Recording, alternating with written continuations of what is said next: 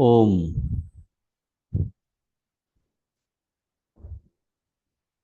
ओम असतो मा सद्गमय तमसो मा ज्योतिर्गमय मृत्योर्मामृतं गमय। ओम शांति शांति शांति। हरि ओम। परतत्वे स्वदालीनो रामकृष्ण समगया यो धर्म स्थापनरतो वीरेशं तं नमाम्यहम्। नमः श्रीयतिराजाय विवेकानंद सूरये सच्चित् सुख स्वरूपाय स्वामिने तापहारिणे।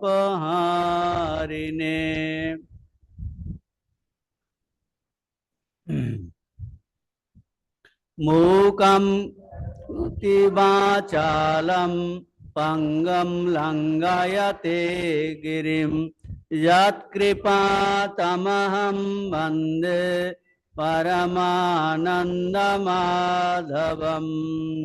अथ द्वादशाध्यायः।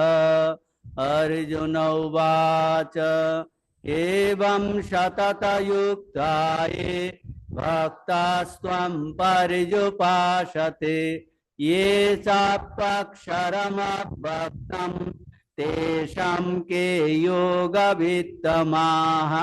श्रीभगवानुवाच मय्यावेश्य मनो ये मां श्रद्धया परयोपेता ते मे युक्ततमामताः। ये तक्ष्वरमनिर्देश्वम् अव्यक्तं पर्युपासते सर्वत्रागम् अचिन्तं च कुटस्थम् अचलं ध्रुवम् संयम्येन्द्रियग्रामं सर्वत्र समबुद्धयः ते प्राप्नुवन्ति मामेव सर्वभूतहिते रताः।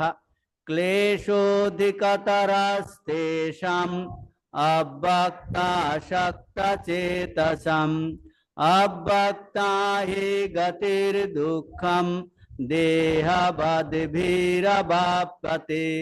ये तु सर्वाणि कर्माणि मयि संन्यस्य मत्पराः अनन्येनैव योगेन यन्त उपासते तेषामहं समुद्धर्ता मृत्युसंसारसागरात् भवामि न चिरात् पार्थ मय्यावेशितचेतसां। मय्येव मन आधत्स्व मयि बुद्धिं निवेशय निवशिष्यसि मय्येव अत ऊर्ध्वं न संशयः। अथ चित्त्वं समाधातुं न शक्नोषि मयि स्थिरम् अभ्यासयोगेन ततो मामिच्छाप्तुं धनञ्जय। अभ्यासेऽप्यसमर्थोऽसि मत्कर्म परमो भव मदर्थम् अपि कर्माणि कुर्वन् सिद्धिम् अवाप्स्यसि। अथैतदप्यशक्तोऽसि कर्तुं मद्योगमाश्रितः सर्वकर्मफलत्यागं कुरु यतात्मवान्। श्रेयो हि ज्ञानमभ्यासात् ज्ञानात् ध्यानं विशिष्यते ध्यानात् कर्मफलत्यागात् भक्तिरनन्तरम् अद्वेष्टा सर्वभूतानां मद्र करुण एव च निर्ममो निरहङ्कार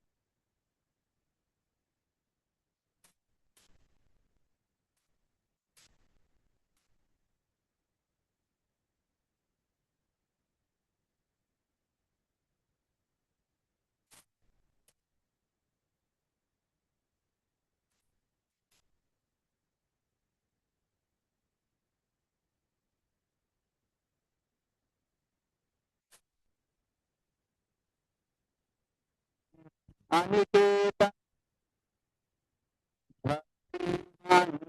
प्रियो नरः ये तु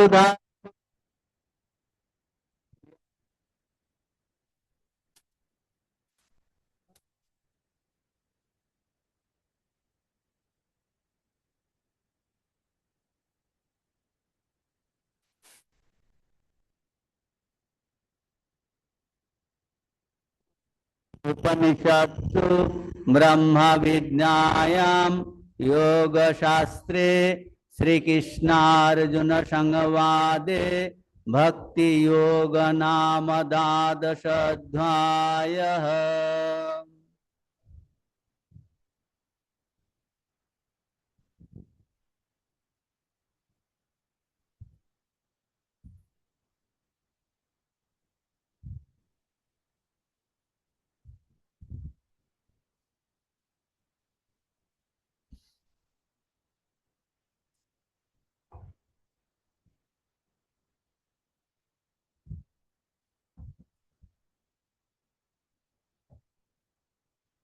আমরা শ্রবণ করছি স্বামীজির ভক্তি রহস্যের যে চ্যাপ্টার চলছে ইষ্ট। ইষ্ট কথাটি ইশ ধাতু থেকে এসেছে, ইচ্ছা করা বা মনোনীত করা। বলছেন যে আমার ধর্ম প্রত্যেক কোনো ব্যক্তির, সেটা আপনার বা আপনার ধর্ম আমার হতে পারে না। যদিও আমাদের সকলের উদ্দেশ্য, লক্ষ্য ও উদ্দেশ্য এক, কিন্তু আমাদের মনের রুচি আলাদা আলাদা, সংস্কার আলাদা। সেই মনের রুচি অনুযায়ী প্রত্যেককে ভিন্ন ভিন্ন পথ দিয়ে যেতে হয়। আর যদিও পথগুলো আলাদা, কিন্তু প্রত্যেকটা পথেই সত্য। কারণ ওই পথগুলো যদি সিনসিয়ারলি আমরা অনুসরণ করি, সেইভাবে সাধন করি, তাহলে আমাদের ওই এক লক্ষ্যতে নিয়ে যাবেন। কাজেই পথগুলো প্রত্যেকটা সত্য, একই চরম লক্ষ্যে নিয়ে যায়। সেই জন্য সব পথগুলোই সত্য। একটা সত্য অন্যগুলো মিথ্যা তা হতে পারে না। তাহলে এই যে আমাদের নিজ নিজ সংস্কার অনুযায়ী যে নির্বাচিত পথকে ভক্তিযোগীরা কি বলেন? ইষ্ট বলেন। তো আমরা এটা আলোচনা করেছি, 1.5 পৃষ্ঠা হয়েছে।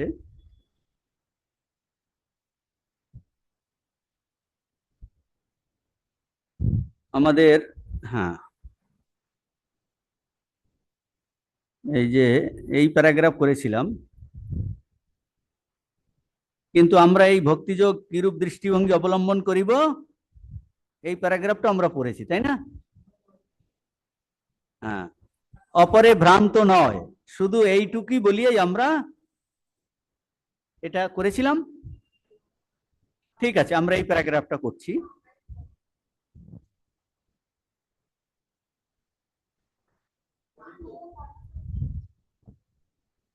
হ্যাঁ,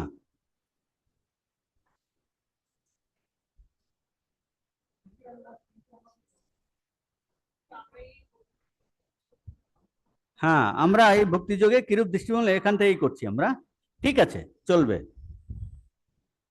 আগের প্যারাগ্রাফে ছিল অজ্ঞ ব্যক্তিগণ এইসব অবান্তর বিভাগের একটিকে অবলম্বন করে অপর সকল ব্যক্তি নিজ নিজ ধারণা অনুসারে জগৎ সমস্যা ব্যাখ্যা করিবার অধিকার তাহারা যে শুধু যে অস্বীকার করে তাহা নয়, আর সকলে একেবারে ভ্রান্ত এবং কেবল তাহারাই অভ্রান্ত এই সকল কথা বলিতেও সাহস করে। যদি কেহ তাহাদের কথার প্রতিবাদ করে অমনি তাহারা লড়াই করিতে অগ্রসর হয়। তাহারা বলে, যে কেউ আমাদের মত বিশ্বাস করিবে না তাহাকে মারিয়া ফেলিব। ইহারাই আবার মনে করে আমরা অকপট, আর সকলেই ভ্রান্ত ও কপট। অর্থাৎ এই মানে প্রত্যেকের যে পদ আলাদা হতে পারে, সত্যতে পৌঁছতে পারে, কিন্তু গোড়ারা এটা অজ্ঞ, গোড়ারা বিশ্বাস করে না, সেটা বলছে অজ্ঞ ব্যক্তিগণ সেটা বিশ্বাস করতে পারে না, সেই জন্য যত আমাদের লড়াই ঝগড়া। কিন্তু আমরা এই ভক্তিযোগে রিয়েলি যারা ভক্তিযোগ, যাদের লক্ষ্য হলো ভগবান লাভ করা, জীবনের উদ্দেশ্য, তার কথা বলছেন। কিন্তু আমরা এই ভক্তিযোগে কিরূপ দৃষ্টি অবলম্বন করিব, অর্থাৎ এই আগের দৃষ্টিটা নয়, এটা ভ্রান্ত, ভুল, এটা ডগম্যাটিক, এক দৃষ্টি, একদিকে অন্য আর সত্য থাকতে পারে না।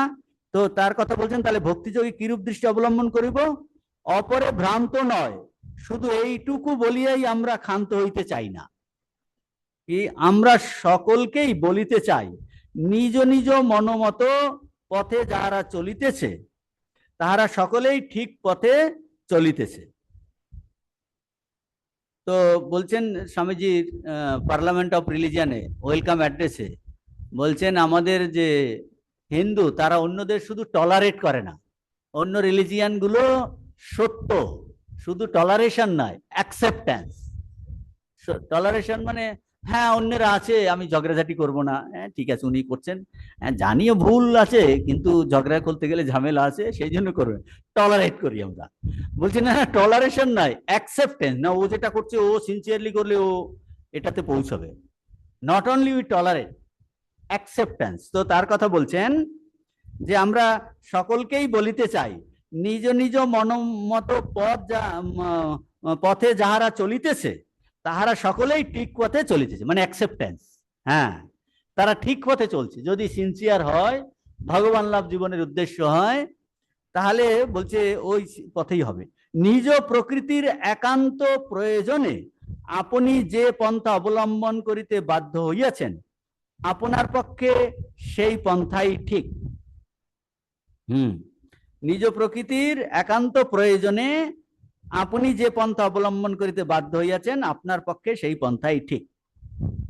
আমাদের মধ্যে প্রত্যেকেই আমাদের অতীত অভিজ্ঞতার ফলস্বরূপ বিশেষ বিশেষ প্রকৃতি লইয়া জন্মগ্রহণ করিয়াছি। আমরা বিশেষ বিশেষ প্রকৃতি নিয়ে, মানে মন, আমাদের মনটা যে সংস্কার, এটা আমাদের অতীত অভিজ্ঞতার ফলস্বরূপ কিনা। এখন এই জীবনটা দেখুন, এই জীবনটায় আমরা ছোটবেলা থেকে যা পড়াশোনা করেছি, শুনেছি, শিক্ষা দীক্ষা এখনো করছি, এই অনুযায়ী আমাদের অভিজ্ঞতা হচ্ছে কিনা, করে করে বলছেন নেক্সট জন্ম তো অভিজ্ঞতার ফলস্বরূপই হয়। হয় বলুন, বলছেন এই দুটো জিনিস, হয় বলুন উহা আমাদের পূর্বজন্মের কর্মফল, নয় বলুন পুরুষানুক্রমে আমরা ওই প্রকৃতি পাইয়াছি। ঠিক আছে, আমার বংশ পরম্পরায় আমি এটা পেয়েছি। আর একটা বলতে পারি না, আমাদের কর্মফলেই পেয়েছি। যেটাই বলুন না কেন, স্বামীজি বলছেন এই দুদিক দিয়ে বলা যেতে পারে, হয় বলুন পূর্বজন্মের কর্মফল, নয় বলুন আমরা পুরুষক্রমে আমরা এই প্রকৃতি পাইয়াছি। যেভাবেই আপনারা উহা নির্দেশ করুন না কেন, এই অতীতের প্রভাব আমাদের মধ্যে যে রূপেই আসিয়ে থাকুক, যেভাবেই এসে থাকুক, অতীতের প্রভাব তো আমরা এড়াতে পারছি না, প্রভাব তো আছেই আমাদের, এ বিষয়ে কোনো সন্দেহই নাই। যে রূপেই আসিয়া থাকুক না কেন, সেটা হয়তো আমরা ঠিক জানি না। ইহা সম্পূর্ণ নিশ্চিত যে আমরা আমাদের অতীত অবস্থার ফলস্বরূপ। ফলস্বরূপ অতীত অবস্থা কিভাবে এসছে, সেটা কর্মফলে এসেছে না পুরুষানুক্রমে এসেছে, আমরা জানি না। যে কোনোটাই ধরতে, দুটোই ধরতে পারি, যে তাহলে আমরা অতীত অবস্থার ফলস্বরূপ। এই কারণেই আমাদের প্রত্যেকের মধ্যে বিভিন্ন ভাব, প্রত্যেকের দেহ মনের বিভিন্ন গতি দেখিতে পাওয়া যায়। প্রত্যেকের মধ্যে বিভিন্ন ভাব, প্রত্যেকের দেহ মনের বিভিন্ন গতি দেখিতে পাওয়া যায়। সুতরাং প্রত্যেককেই নিজ নিজ পথ বাছিয়া লইতে হইবে। প্রত্যেককে আমাদের আধ্যাত্মিক ক্ষেত্রে নিজ নিজ পথ বাছিয়া লইতে হইবে। এখন প্রশ্ন অনেক আসবে এসে, হ্যাঁ পরে দেখা যাবে। তাহলে বোঝা গেল যে আমাদের প্রকৃতি আলাদা, সংস্কার আলাদা। যেভাবেই আমরা এই জীবনটা পুরুষাক্রমে আসুক আর কর্মফলে আসুক, আমাদের প্রকৃতি অনুযায়ী আমাকে এগোতে হবে। তাহলে প্রত্যেককে আমার পথে এগিয়ে যেতে হবে। যদি ভগবান লাভ যদি উদ্দেশ্য হয়, কিভাবে আমি ভগবান লাভ করব, তো কারণ এটা আলোচনা হচ্ছে কিন্তু ভক্তিযোগী, ভক্তি রহস্য। হ্যাঁ হ্যাঁ কি বলছেন? হ্যাঁ হ্যাঁ, প্রকৃতি অনুযায়ী ডিফারেন্স হবে, সেই জন্য তো ইষ্ট চয়েস। আমার কোন ইষ্ট, আমার নির্বাচিত পথ কোনটা হবে, আমার সংস্কার অনুযায়ী কোন পথটা আমার পক্ষে সহজ হবে, আমার যার প্রতি ভালোবাসা আছে, আমার এইভাবে করলে আমাকে সহজ হবে, লিস্ট রেজিস্ট্যান্স পাথ। হ্যাঁ, পরে উদাহরণ দিয়ে বোঝাবেন সামনে যে প্রকৃতি অনুযায়ী তাহলে কি কোনটা হবে। সেই পথটাকে, সেই পদ্ধতিটার নাম দিয়েছে ইষ্ট। ইষ্ট আমাদের প্রত্যেকেই যে বিশেষ পথের, যে বিশেষ সাধন প্রণালীর উপযোগী, আমরা প্রত্যেকেই যে বিশেষ সাধন প্রণালীর উপযোগী, তাহাকেই ইষ্ট বলে। প্রত্যেকেই যে সাধন প্রণালী উপযোগী তাহাকে ইষ্ট। ইহাই ইষ্ট বিষয়ক মতবাদ। হ্যাঁ হ্যাঁ, পথ, যে পথকে অবলম্বন করে, যে পথকে অবলম্বন করে আমার ভক্তি হবে এবং লক্ষ্য সেই ভগবানকে পাবো, সেইটা বলছে। যে ইচ্ছা করা, মনোনীত করা, মানে আমার পথ চরম লক্ষ্যে যাইবার জন্য ভিন্ন ভিন্ন সেই পথটা কি পথ হবে, সেই পথকেই বলছে। হ্যাঁ, এখন এটার মধ্যে কথা আছে। তাহলে আমার পথ, পথটা কি? হ্যাঁ, মানে এখন সেই পথকে বলছে আমি মনোনীত করছি, ইস ধাতু থেকে এসে তো ইচ্ছা করা বা আমি মনোনীত মনোনীত করছি যে আমার এই দেবীকে ভালো লাগে, তাই তো? তাহলে আমার পথ কি হবে? তাহলে আমার এই দেবীকে ভালো লাগে, বুঝলাম। তাহলে এই দেবীকে আরাধনার আমার পথ কি হবে? আমার পথ হবে তাহলে দেবী কি করে খুশি হবেন, আমার প্রতি কৃপা করবেন। তাহলে আমার পথ সেইভাবে ডিফাইন হচ্ছে কিনা?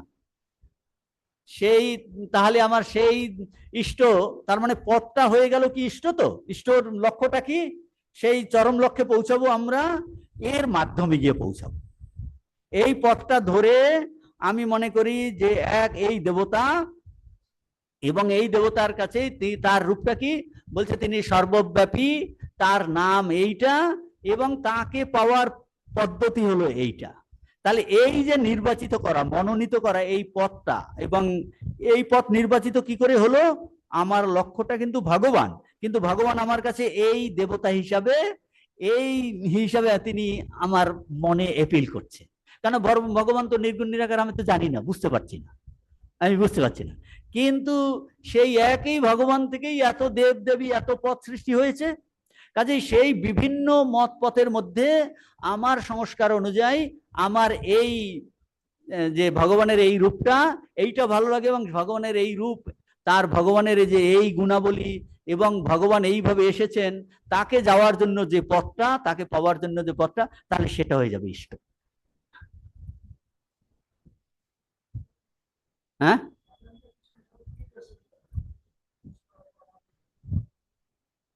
এখন তো আমাকে নির্বাচন করতে, আপনি অন্যের দ্বারা ইনফ্লুয়েন্স হয়ে আপনি বললেন আমার এখন নির্গুণ নিরাকার ভালো লাগে, কালকে আপনি বলবেন না না নির্গুণ নিরাকারটা কঠিন, নাহলে আমার এখন অন্ন পূজা করব, না পরশু দিন আমি জগদ্ধাত্রী পূজা করব, তার পরের দিন হ্যাঁ হ্যাঁ না, অন্য আপনার ব্রেইন ওয়াশ করছে তো। হ্যাঁ, আসবে, এটাগুলো আসবে। হ্যাঁ, বুঝতে পারছেন? সেটাও আমার মত অনুযায়ী চলবো, মানে হ্যাঁ, আমার সত্যি সত্যি আমি প্রাণ দিতে রাজি আছি কিনা তার জন্য। হ্যাঁ,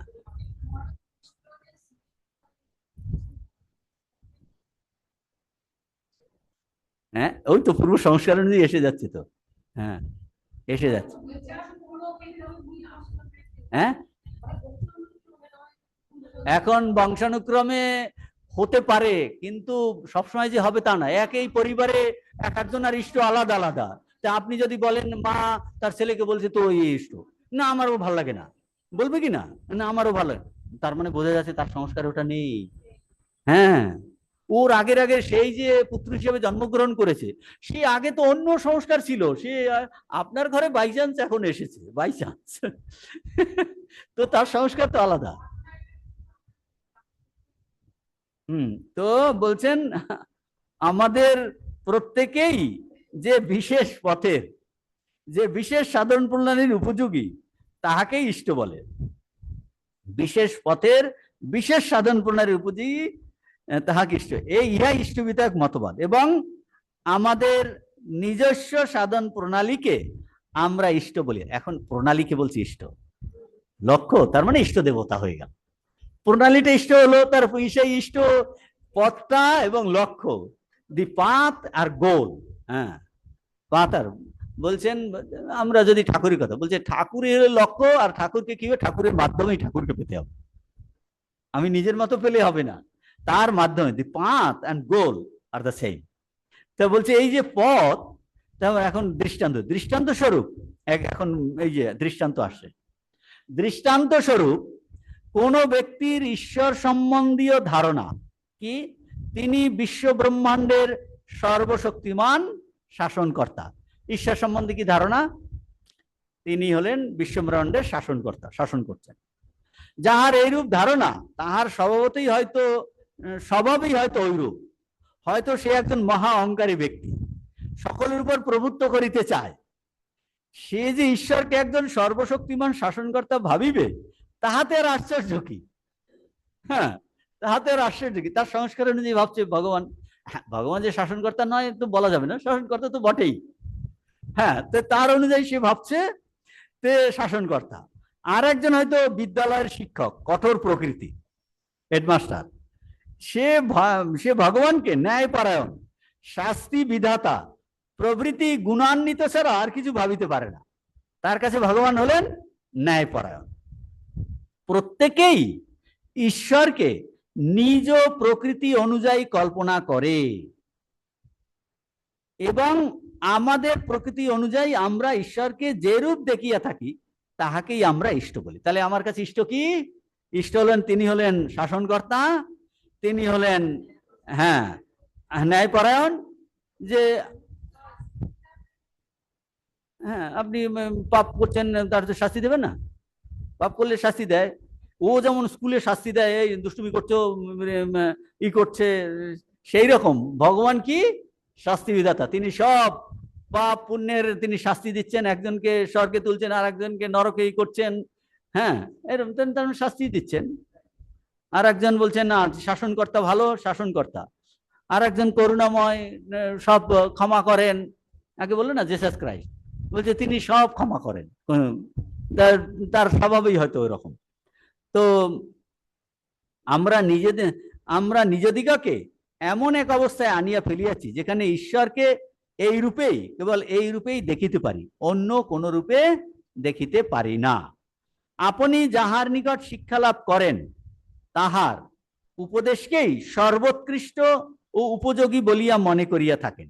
কিন্তু আপনি হয়তো আপনার এক বন্ধুকে তাহার উপদেশ শুনিতে বলিবেন, সে শুনিয়া আসিয়া বলিবে, উহা অপেক্ষা নিকৃষ্ট উপদেশ সে আর কখনো শুনে নাই, সে মিথ্যা বলে নাই, তাহার সহিত বিবাদ বৃথা।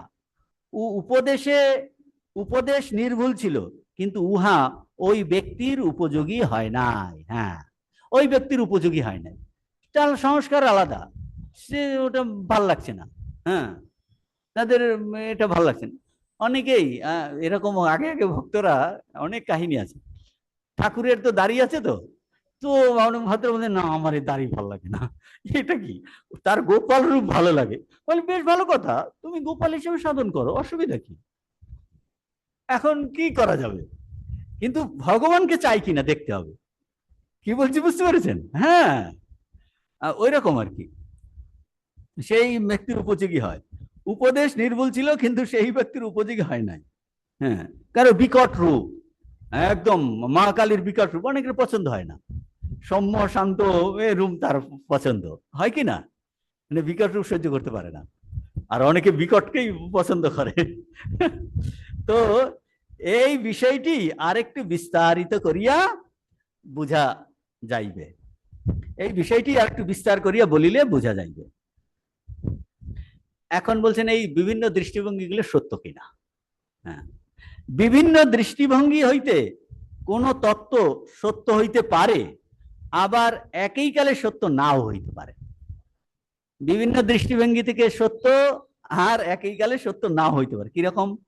আপাতত এই কথা স্ববিরোধী বলিয়া মনে হইতে পারে, কিন্তু আমাদিগকে স্মরণ রাখিতে হইবে শুধু নিরপেক্ষ সত্যই এক, কিন্তু আপেক্ষিক সত্য অবশ্যই নানাবিধ।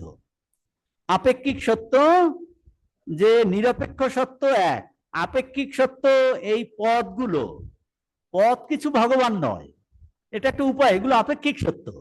এক একজনের জন্য যেটা সত্য সেটা আপেক্ষিক সত্য, সেটা আমার জন্য, তার মানে সেটা নিরপেক্ষ সত্য নয়, এটা পরিবর্তিত হচ্ছে কিনা, অন্যের ক্ষেত্রে পরিবর্তিত হয়ে যাচ্ছে।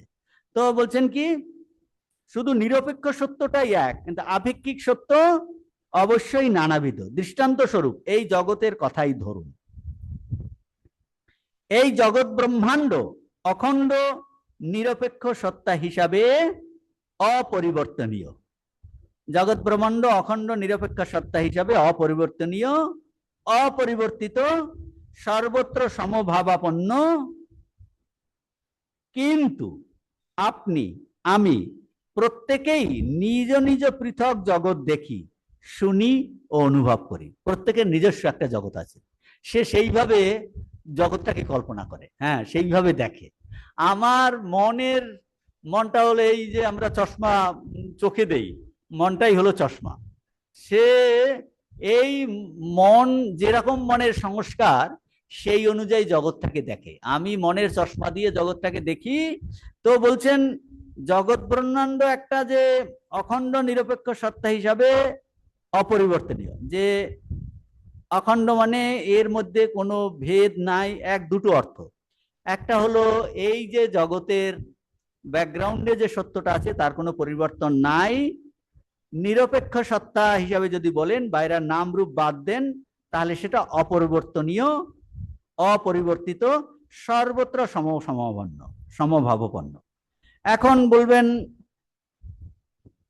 কিন্তু আমরা দেখছি আলাদা আলাদা জিনিস, টেবিল চেয়ার এগুলো আলাদা। বলছেন যদি তুমি এর ভিতরে ঢোকো তাহলে দেখবে এইগুলো আপাত দৃষ্টিতে সারফেস লেভেলে উপর উপর এইসব তফাৎ দেখা যাচ্ছে, কিন্তু একটু স্ক্র্যাচ করলেই, ভিতরে ঢুকলেই এই জগৎ একটা অখণ্ড এক বস্তু আছে।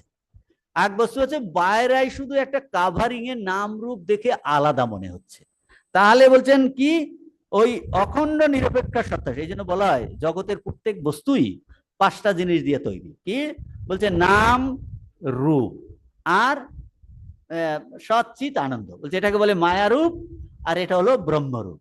ব্রহ্মরূপের মধ্যে এর কোনো পরিবর্তন নাই, সচ্চিত আনন্দ এটা অপরিবর্তিত, এর মধ্যে কোনো অংশী ভাব নাই, বিষয় বিষয়ী ভাব নেই। কিন্তু এখানে রূপ প্রতি মুহূর্তে পরিবর্তন হচ্ছে কিনা, প্রতি মুহূর্তে। আর যদিও প্রতি মুহূর্তে এই রূপ পরিবর্তন হচ্ছে, কিন্তু মনে হচ্ছে যেন নিত্য। হ্যাঁ, টেবিলটা তো ঠিকই তো আছে, নিত্যই তো। তার মানে একটা নাম দিয়ে বাধা আছে, নাম দিয়ে বাধা আছে বলে নিত্য বলে। যেমন আপনার নাম, যা নামই আপনার হোক, আপনি ছোটবেলাতে যে নাম দিয়েছিল এখনো সব পরিবর্তন হয়ে গেছে কিনা, এখন আমি সেই। তার মানে নাম রূপ দড়ি দিয়ে একটা বাধা আছে, নাম রূপ দড়ি দিয়ে বাধা আছে।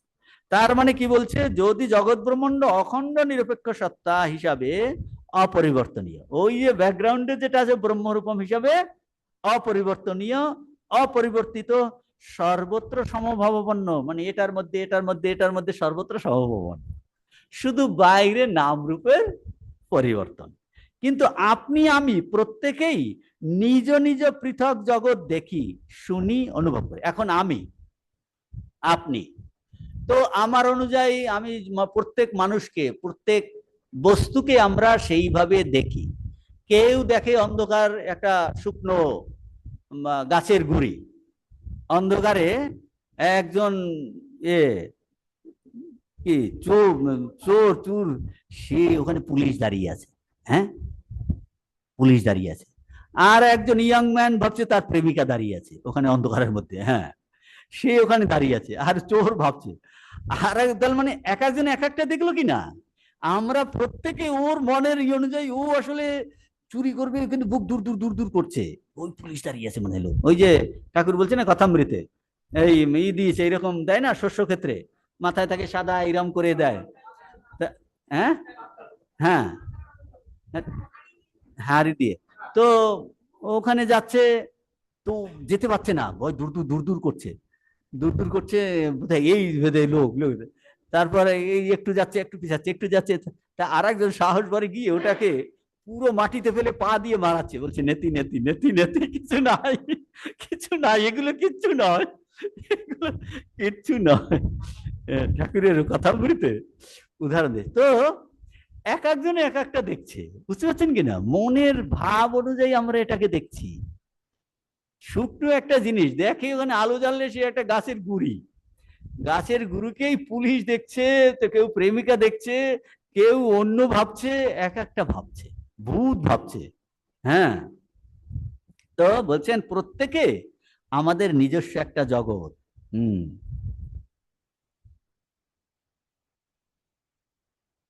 হ্যাঁ, আপনি আমি প্রত্যেকেই নিজ নিজ পৃথক জগৎ দেখি, শুনি, অনুভব করি। অথবা সূর্যের আরেকটা উদাহরণ দিচ্ছে, সূর্যের কথা ধরুন।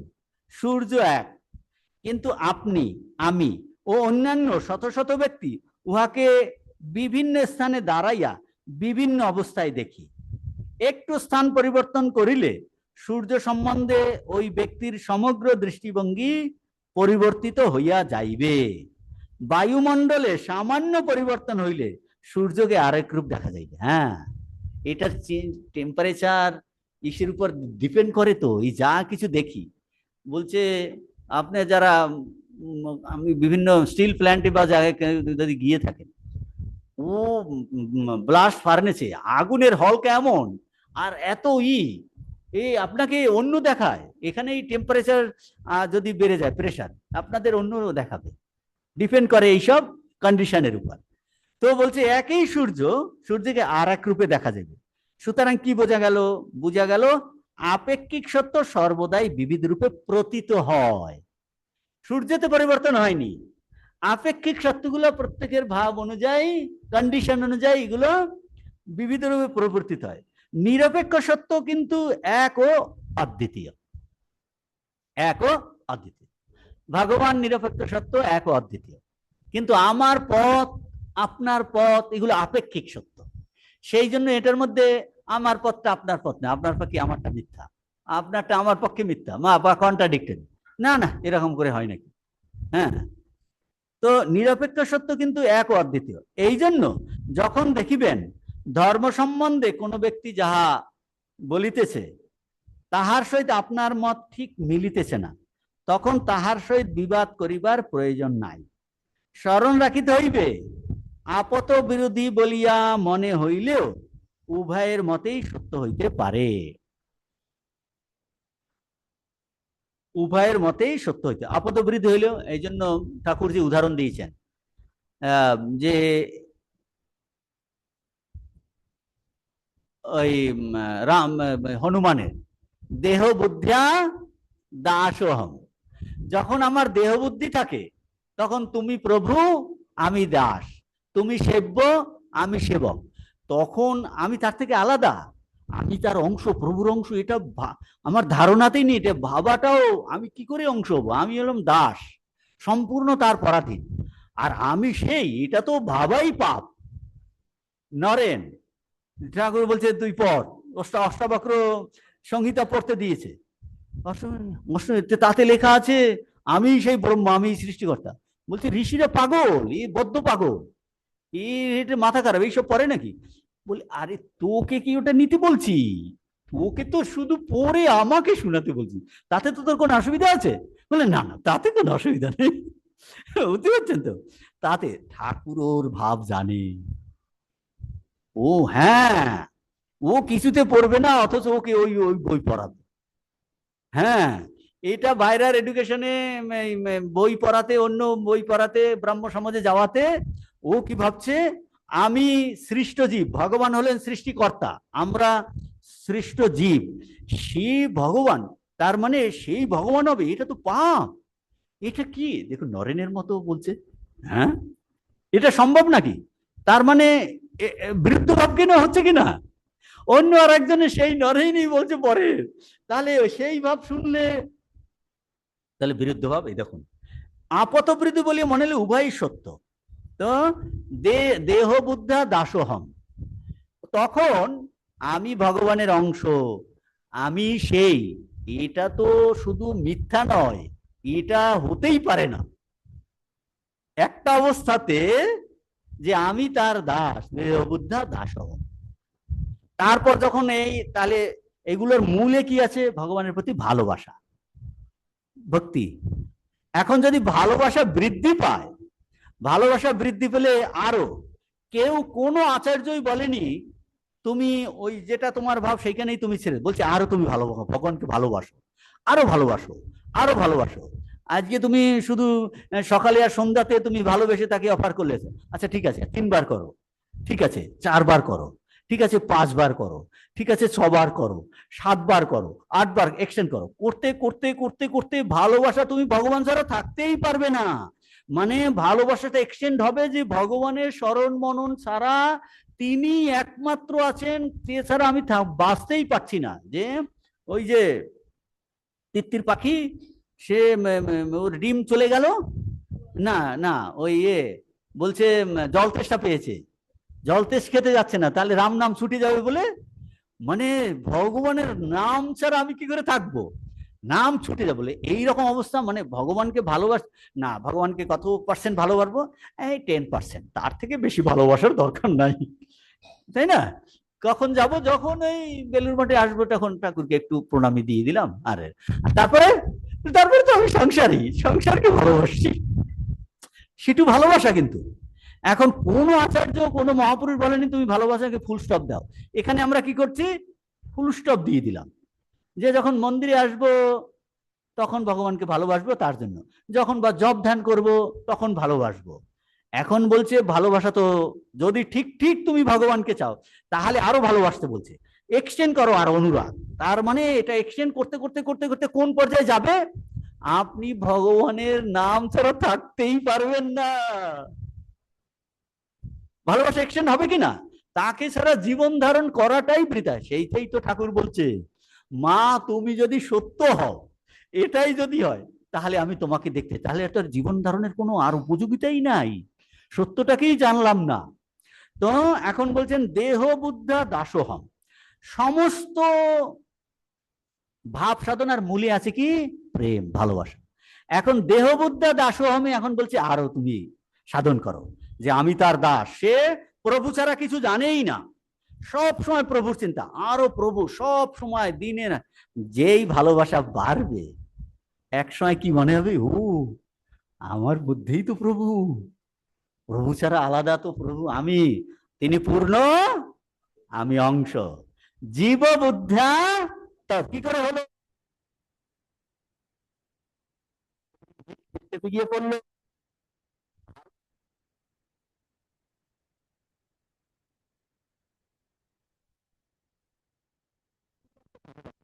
মূল সে প্রত্যয় ঈশ্বর, তাহলে মূল সে প্রত্যয় বলছে ভালোবাসা। এখন এই ভালোবাসা যখন আরো বাড়বে, আমি তার পূর্ণ আমি অংশ, তাহলে ভগবান আমার, এখন সে আরো সেই ভগবানকে চিন্তা করছে, করতে করতে করতে করে তার সমস্ত দেহবোধ চলে যাচ্ছে, বাসনা চলে যাচ্ছে, তার কাছে ভগবানই একমাত্র সত্য। তারপরে দেখলো কোথায়, ভগবানই আছে, আমি বলে আর কিছু নাই।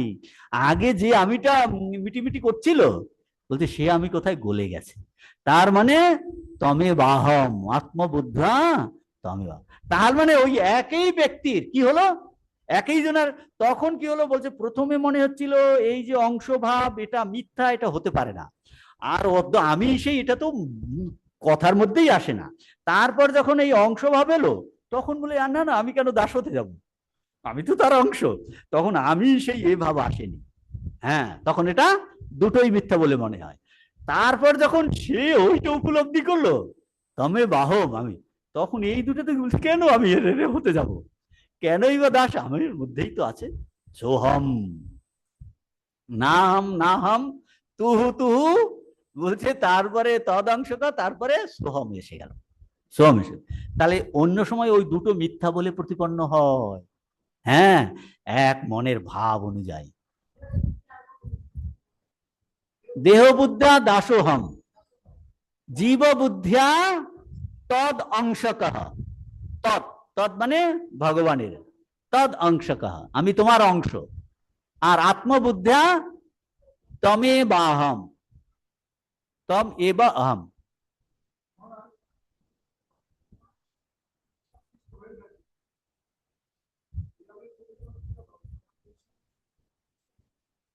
ঈশ্বরেরই তো সন্তান তো। হ্যাঁ, হ্যাঁ, ঈশ্বরেরই তো সন্তান। হ্যাঁ, আমরা তো অমৃতের সন্তান বলছে না, অমৃতস্য পুত্রা, আমরা অমৃতের সন্তান। হ্যাঁ, কিন্তু আমরা তো সেটা স্বীকার করছি না। আমরা কোথায় স্বীকার করছি, আমরা ভাবছি আমরা হলাম ভেড়া। হ্যাঁ, আমরা কোথায় সিংহ, আমি বলছি ভেড়া অল্প, সেই জন্য তো উল্টো পাল্টা দুষ্টুমি করে বেড়াচ্ছি কিনা, করছি কিনা, দোষ দেখছি, রাগ হিংসা দেশ বিদ্বেষ। আমি যদি অমৃতের সন্তান হই এবং ভগবান, সেই ভগবানের রাগ হিংসা দেশ বিদ্বেষ আছে? নাই। স্বার্থবুদ্ধি আছে? নাই। কিন্তু আমরা কি করছি, আমি বলছি ভগবানের, আমি ভগবানের সন্তান, কিন্তু ব্যবহারে মহা অধম, ব্যবহার উল্টো করছি কিনা, তার মানে বিশ্বাস নাই। হ্যাঁ, উল্টো ব্যবহার করছি তো। হ্যাঁ, তো এখন বলছে তাহলে দেহ বুদ্ধা দাসোহম, জীব বুদ্ধিয়া, যখন আমার নিজেকে, আমি শরীর কিন্তু ভিতরে চৈতন্য আছে, জীব, জীব চেতন আছে, চেতন, আমি একদম চূড়ো জড় নই। তাহলে জীব বুদ্ধিয়া তদ অংশকঃ, আমি যেন সে, সে হলো একটা বিশাল অগ্নি, অগ্নিকুণ্ড, আর আমি একটা স্ফুলিঙ্গ, আমি একটা কি স্ফুলিঙ্গ। হ্যাঁ, আমি স্ফুলিঙ্গ। আর আত্মবুদ্ধিয়া তমেবাহম, হ্যাঁ, আত্মবুদ্ধিয়া তমেবাহম।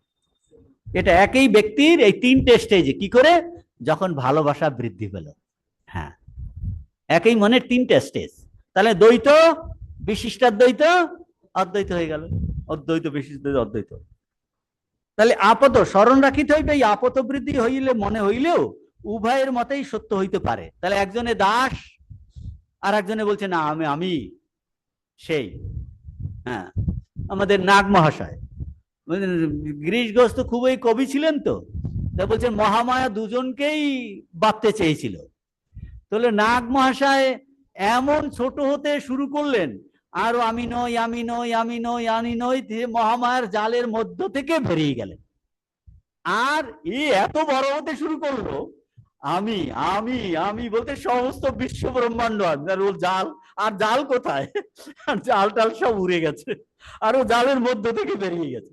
দুজনেই, বুঝতে পারছেন না, না বলছে দুজনেই মুক্ত। তো দেখতে তো আপতবৃদ্ধি, তাই না? হুম। তো আপতবৃদ্ধি মনে হইলেও উভয়ের মতেই সত্য হইতে পারে।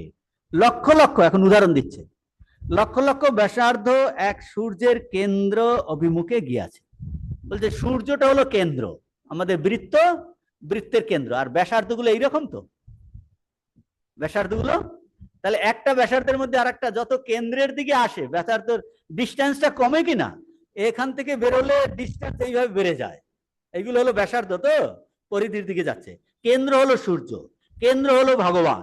এই ভগবান থেকে বলছে অসংখ্য এরম বেরিয়েছে পথ, বলছে প্রত্যেকটা পথকে ধরেই এই কেন্দ্রেতে আসে। কিন্তু যখন ও দূরে পরিধিতে আছে, তখন দুটোর মধ্যে ডিফারেন্স এত বিশাল। হুম, বিশাল ডিফারেন্স। হুম, এটা বলছে এখন দেখুন,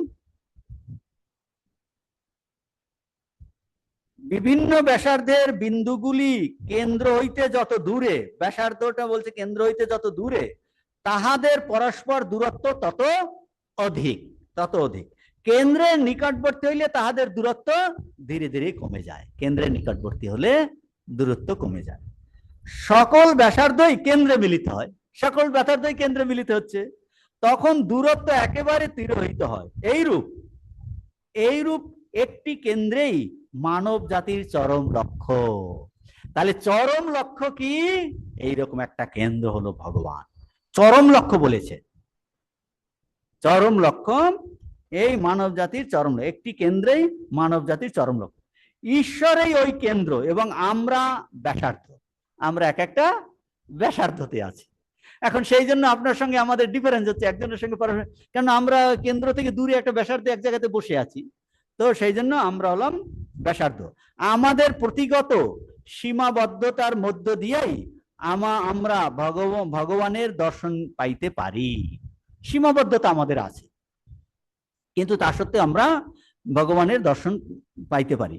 এই স্তরে দণ্ডায়মান হইয়া আমরা নিরপেক্ষ সত্যকে বিভিন্নভাবে দেখিতে বাধ্য, নিরপেক্ষ সত্যকে বিভিন্নভাবে আমরা দেখছি বাধ্য। এই কারণে আমাদের সকলের দৃষ্টিভঙ্গি সত্য, সুতরাং কাহার সহিত বিবাদের প্রয়োজন নাই, বিবাদের প্রয়োজন নাই। যদি ঠিক ঠিক সে ভগবান লাভ উদ্দেশ্য হয়, তাহলে তার প্রকৃত যে পথ অবলম্বন করছে, তো তাহলে সেই জন্য বিবাদ করার প্রয়োজন নাই।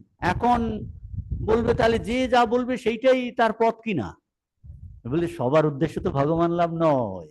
হ্যাঁ, সে বলছে না তুমি আমার মত মানবে না, তাহলে আমার ভগবান এইরকম, তুমি যদি না মানো তাহলে আমি, বলছে এটা কি তার পথ হলো নাকি? সে তো এখন মারামারি করছে একে অপরকে, সেরা তো ধর্ম লাভ করতে চাইছে না, ধর্মের এই পথ নিয়ে, হ্যাঁ, রিয়েল ধর্ম চাইছে না, মারামারি উদ্দেশ্য। হ্যাঁ, মারামারি। বিভিন্নতারূপ সমস্যা সমাধানের একমাত্র উপায় কি? এই দেখো, সমস্যা সমাধানের উপায়টা কি? এই যে বিবিধতা, এখন এটা তো দেখছি আমাদের মতবিরোধ হচ্ছে কিনা, সম্প্রদায়ের সঙ্গে সম্প্রদায়, আমাদের এই বিভিন্ন সম্প্রদায় আছে কিনা, হিন্দু ধর্মের মধ্যেই কত সম্প্রদায়, আপনারা অনেক সম্প্রদায় দেখলে হয়তো আপনার ভালো লাগবে না, নাও লাগতে পারে, তাই না? নাও লাগতে পারে। এখন বলছে এই অন্য ধর্মের টোটালি আলাদা, সেটা তো আমাদের মনে হয় এরকম। সমাধান কি? বলছে এই সেই এক কেন্দ্রের দিকে অগ্রসর হওয়া। বলছে তুমি সিনসিয়ার কিনা, তুমি কেন্দ্রের দিকে যাওয়ার জন্য চেষ্টা করছো কিনা, স্ট্রাগল আছে কিনা, সাধন করছো কিনা, সেই পথে যাওয়ার জন্য যে পদ্ধতির কথা বলা হয়েছে, তুমি সিনসিয়ার কিনা, তুমি সৎ কিনা, তুমি অকপট কিনা।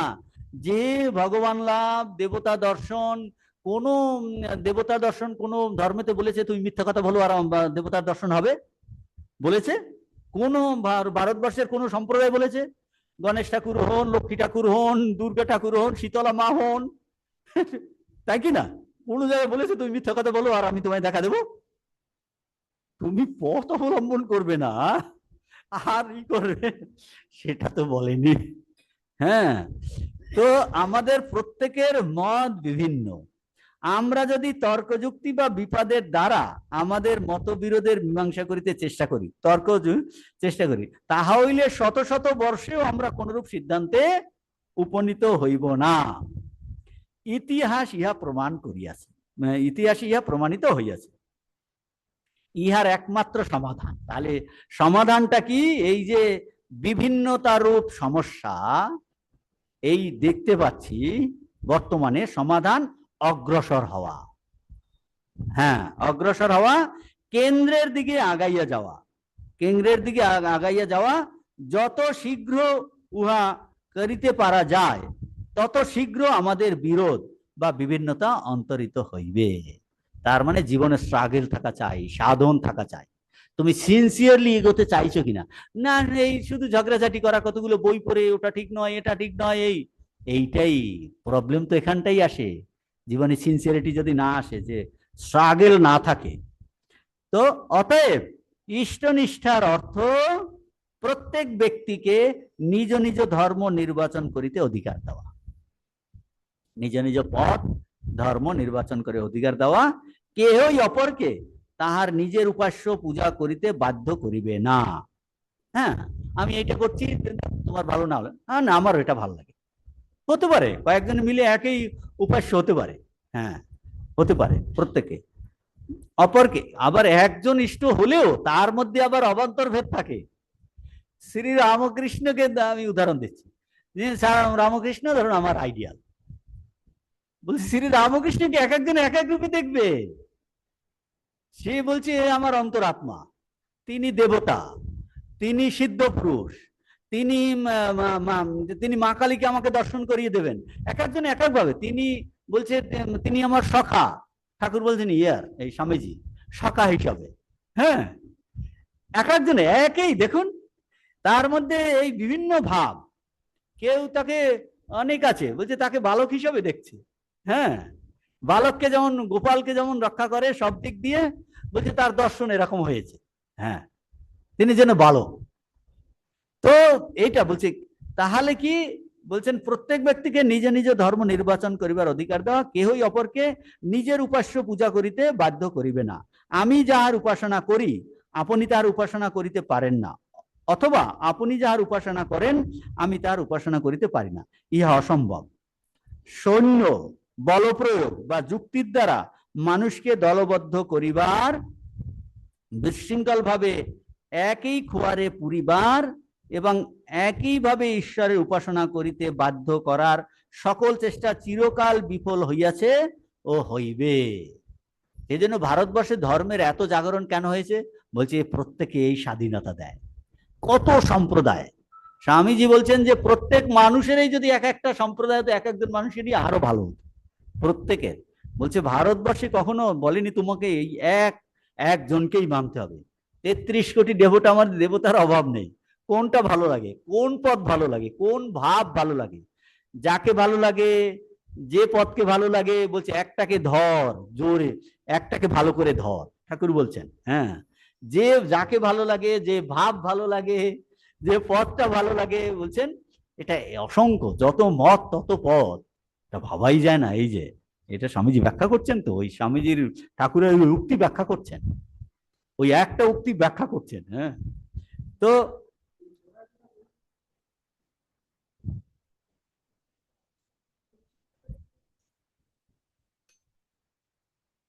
হুম,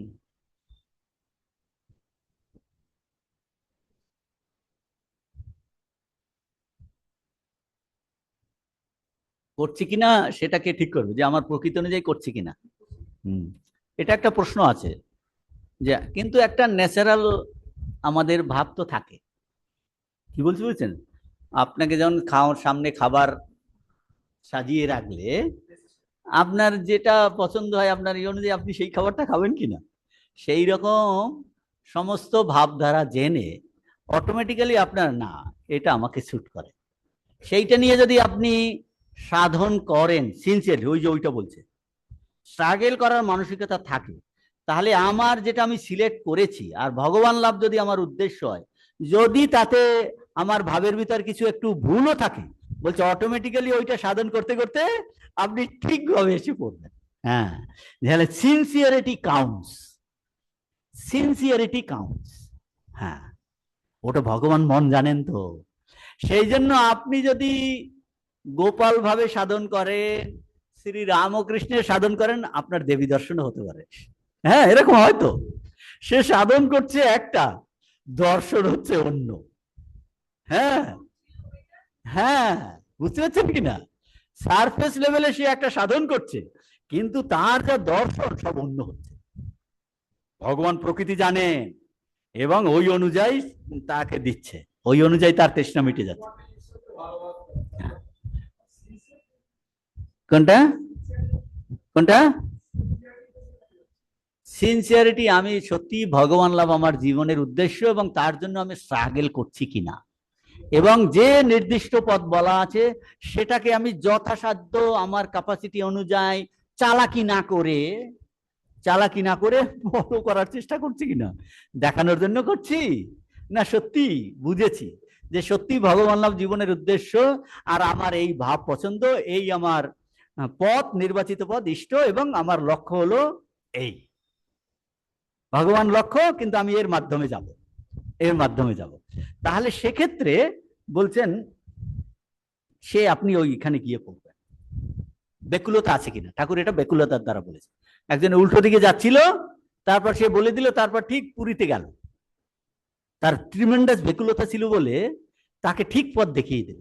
হ্যাঁ, চালাকি ভাবছিল না, চালাকি ভাবছিল না। তো এক খোয়ারে, হ্যাঁ, সবাইকে তাহলে এই বিশৃঙ্খল ভাবে এক খোয়ারে পরিবার। যেমন ক্রিশ্চিয়ানিটিতে বলা হয় সবাইকে একটা কোটেই পড়তে হবে। ওই বলছে এক ভাব, শুধু যিশু ছাড়া আর জগতে আর কিছু নাই। বলছে আর সেই এটা করো, এটা করো, এটা করো, এটা করো, তার বলছে সবাইকেই একভাবে করতে হবে। বলছে না, আমাদের অসংখ্য অবতার, অসংখ্য দেবদেবী, অসংখ্য পথ মত, বলছে সবগুলো দিয়ে তুমি যদি সিনসিয়ার হও এক ভগবানে যেতে পারো।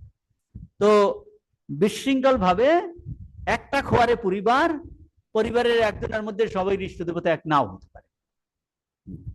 একইভাবে ঈশ্বরের উপাসনা করিতে বাধ্য করিবার সকল চেষ্টা চিরকাল বিফল হইয়াছে ও হইবে, কারণ ইহা প্রকৃতির বিরুদ্ধে অসম্ভব চেষ্টা। শুধু তাই নয়, ইহাতে মানুষের আধ্যাত্মিক উন্নতি ব্যাহত হইবার আশঙ্কা আছে। এমন নরনারী একটিও দেখিতে পাইবেন না যে কোনো এক প্রকার ধর্মের জন্য চেষ্টা না করিতেছে, কিন্তু কয়জন লোক তৃপ্ত হইয়াছে, অথবা খুব কম লোকেই বাস্তবিক ধর্ম বলিয়া কিছু লাভ করিয়াছে। কেন? কারণ অধিকাংশ লোক অসম্ভবকে সম্ভব করিবার চেষ্টা করিতেছে, অপরের হুকুমে জোর করিয়া তাহাকে একটি ধর্ম পদ্ধতি অবলম্বন করানো হইয়াছে।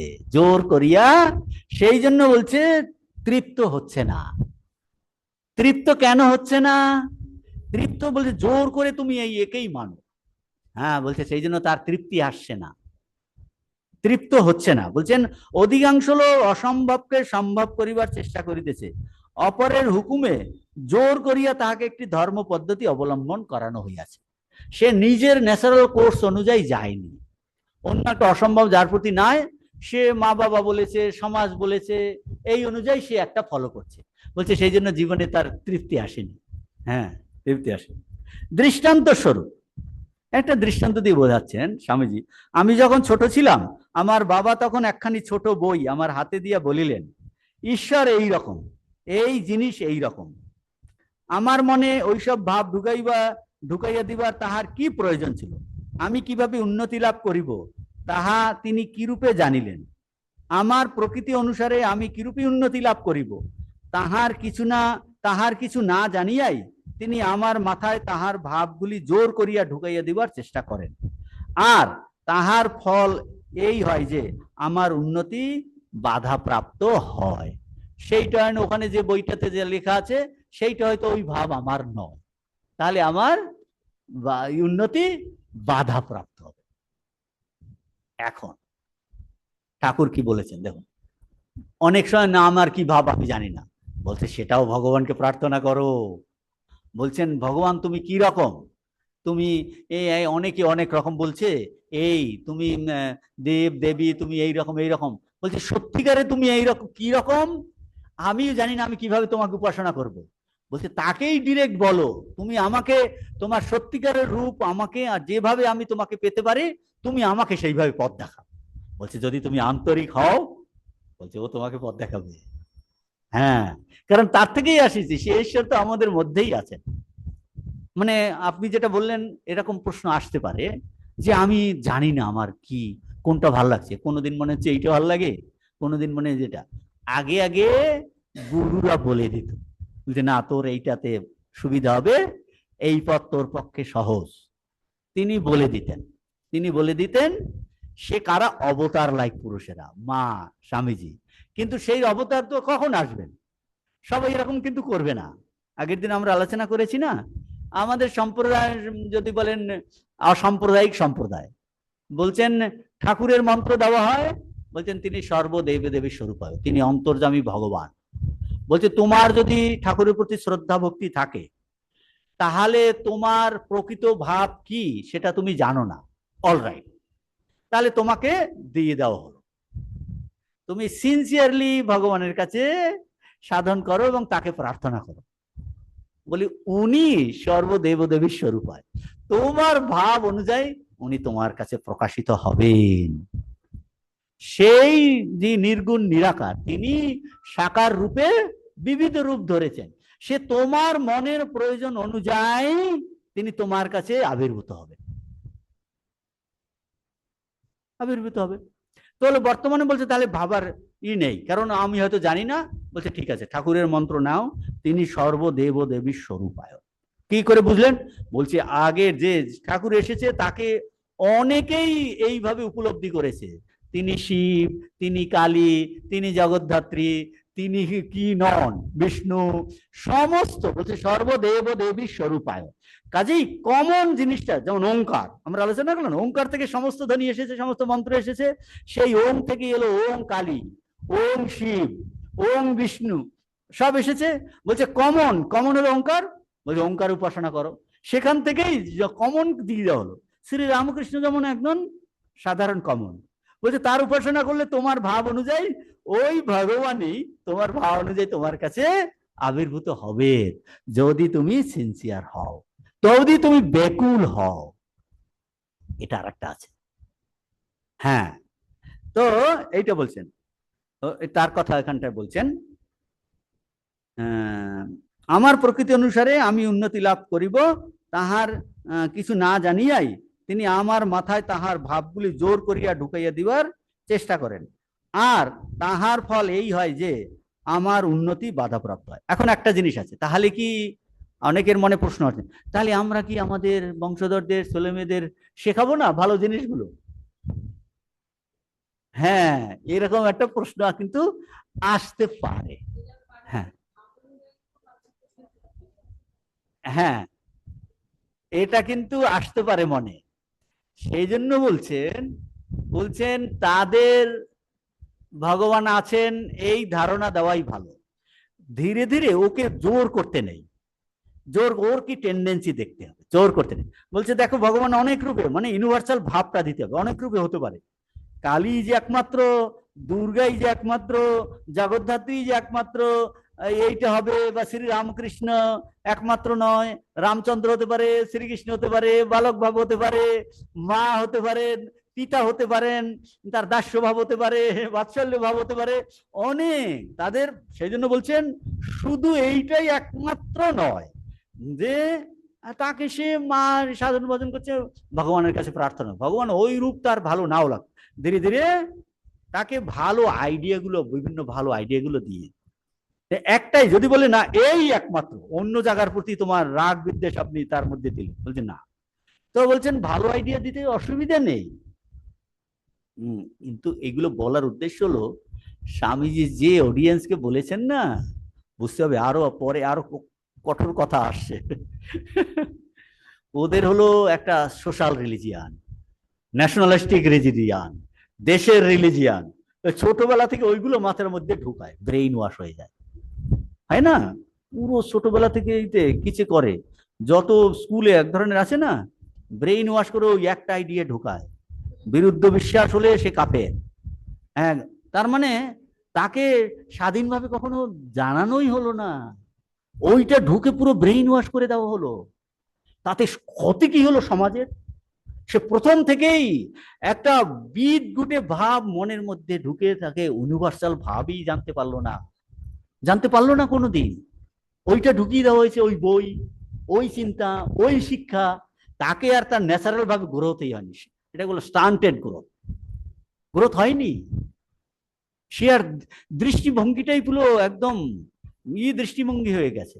হ্যাঁ, এইটা এখানে বুঝাতে চাইছে। হ্যাঁ, অ্যাকচুয়ালি আমাদের তো উদার ভাব, এইটা বোঝাতে চাইছে, সেটা বলছেন। আমরা তাহলে কি করতে পারি? তো বলছেন আর তাহার ফল এই হয় যে আমরা আমার উন্নতি বাধা পড়ে। আপনারা একটি গাছকে উহার পক্ষে অনুপযোগী মৃত্তিকার উপর বসাইয়া কখনো বড় করিতে পারেন না। হ্যাঁ, মানে আপেল গাছ যেখানে হবে, যে যেন মাটি দরকার, আর এক জায়গায় বালির উপর বসিয়ে দিলেন, তাহলে কি তাকে গাছ হবে নাকি? হবে না। যেদিন আপনারা শূন্যের উপর বা প্রতিকূল মৃত্তিকায় গাছ জন্মাইতে সক্ষম হইবেন, সেই দিন আপনারা একটি ছেলেকে প্রকৃতির দিকে লক্ষ্য না রাখিয়া জোর করিয়া তাহাকে আপনাদের ভাব শিখেন। বাবা ডাক্তার বা ইঞ্জিনিয়ার, আমার ছেলেও ডাক্তার ইঞ্জিনিয়ার, ওর ভাল লাগছে না মোটেও। হ্যাঁ, মোটেও ভাল লাগছে না। বাবা, মা বাবা একজনকে দিয়ে গেল, না না না আমার কি, আমি সন্ন্যাস জীবন আমার ভাল লাগে না সেটা। মা বাবা ভালো লাগলেই ছেলেও কি সন্ন্যাস, তার ঠাকুর স্বামীজিকে ভাল লাগছে, সাধু সন্ন্যাস দিতে ভালো লাগছে, জোর করে দে। আর একজন আছে মা বাবার কিছুতেই পছন্দ নয়, ছেলে খালি বলছে আমি ওখানেই যাব, ওখানেই যাব। বুঝতে পারছেন? জোর করে তাদের বন্ধ করে দেওয়াটাও তাহলে তার ন্যাচারাল কোর্সকে বন্ধ করে দেওয়া হলো, ই করে দেওয়া হলো। তো আর বলছেন তার, তা আপনারা একটি ছেলের প্রকৃতির দিকে লক্ষ্য না করিয়া জোর করিয়া তাহাকে আপনাদের ভাব শিখাইতে পারি। কি করে শিখাবেন? সেই দিন আপনারা, উল্টোটা বলে, মানে যেদিন আপনি ওই শূন্যের উপর মৃত্তিকা গাছ জন্মাবেন, সেই দিন বলছেন কোন ছেলের প্রকৃতি না জেনে জোর করিয়া তাহাকে আপনার ভাব শিখাইতে পারিবেন। এই পর্যন্ত আজকে।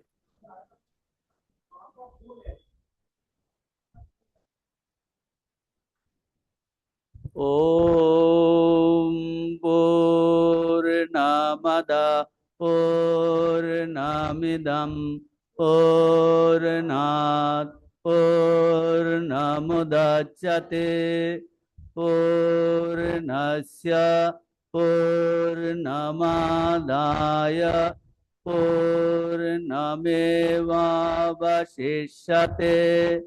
ওম शांति शांति शांति। हरि ओम।